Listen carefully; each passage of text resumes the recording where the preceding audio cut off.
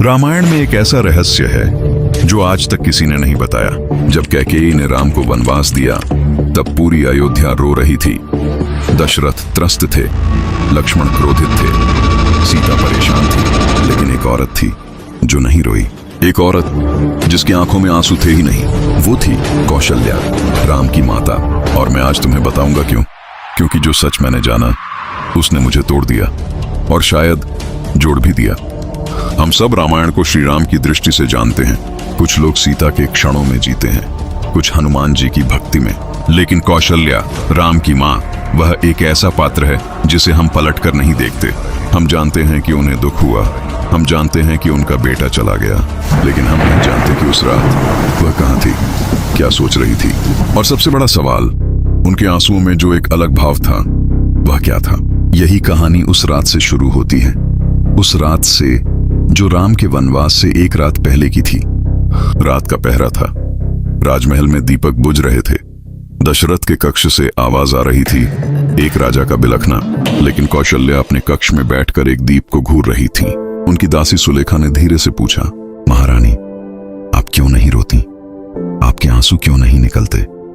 राम तो कल जा रहे हैं। कौशल्या ने लंबी सांस ली, फिर बोली बहुत धीरे, जैसे खुद से बात कर रही हो।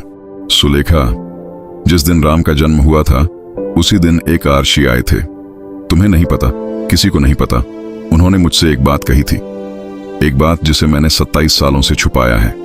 आज वही वक्त आ गया है। उन्हें याद आया वह दिन, वह रात, वह आर्षी और वह 3 शब्द जो उन्होंने कान में कहे थे।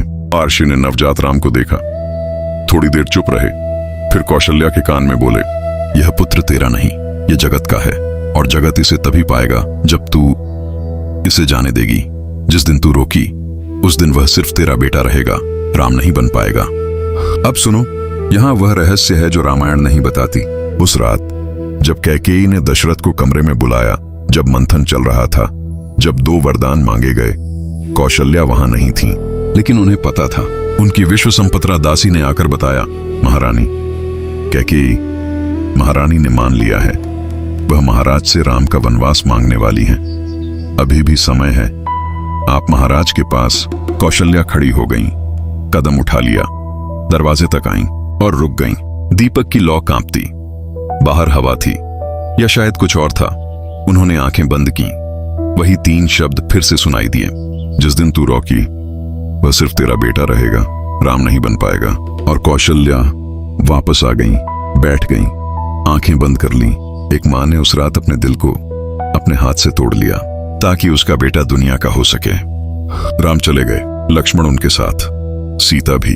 दशरथ नहीं रहे, उस दुख में वह भी चले गए और कौशल्या अकेली रह गईं। एक खाली राजमहल में, एक खाली सिंहासन के सामने। लोगों को लगता था कि वह बैठकर रो रही होंगी, पूजा कर रही होंगी, प्रार्थना कर रही होंगी। कोई नहीं जानता था कि वह रात को कमरे के बाहर निकलती थी, उस दरवाजे के पास जाती थी जहां से राम ने पहला कदम बाहर रखा था। वहां बैठकर मन ही मन कहती, राम आ जाओ। लेकिन वह कदम वापस नहीं आता था, सिर्फ हवा आती थी, कभी कभी चिड़िया की आवाज, कभी दीपक की लौ कांपती। एक रात सालों बाद उनकी नई दासी ने पूछा, अम्मा, आप अगर बुरा ना मानो तो एक बात पूछूं, आपको राम जी पर क्रोध नहीं आया कभी कि उन्होंने आपको छोड़ दिया? कौशल्या ने दासी को ऐसी नजर से देखा कि वह दासी बैठ गई, फिर बोली, क्रोध राम पर? बच्ची, क्रोध तब होता है जब कोई हमारे साथ कुछ बुरा करता है। राम ने क्या किया? वह अपना धर्म निभा रहे हैं और मैं अपना निभा रही हूं। मेरा धर्म था उन्हें जाने देना, यह मेरा वनवास है। उनका वहां जंगल में है, मेरा यहां इस महल में अकेले। दासी की आंखों में आंसू आ गए, कौशल्या की आंखों में नहीं, क्योंकि कुछ दर्द इतने गहरे होते हैं कि वे आंसुओं के पार चले जाते हैं। राम आए, लंका जीतकर सीता के साथ।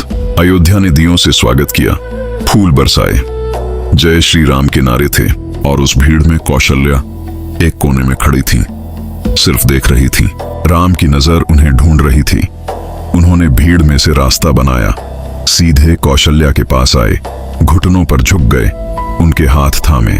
कौशल्या ने उनका चेहरा देखा, वही चेहरा, 14 साल बाद, वही आंखें, वही मुस्कान। लेकिन कुछ और भी था।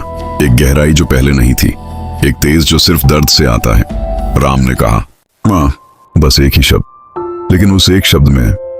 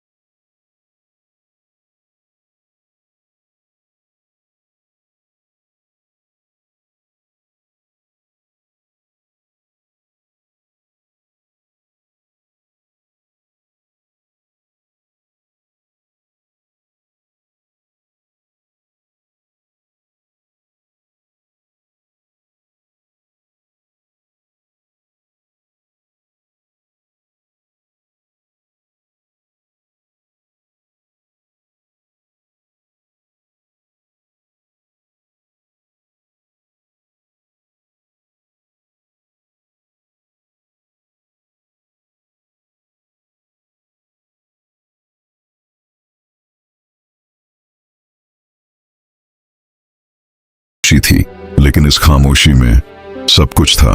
जब कौशल्या ने राम को बताया उस अर्श की बात, उस रात का फैसला, वह एक कदम जो उन्होंने दरवाजे तक लिया और रोक लिया।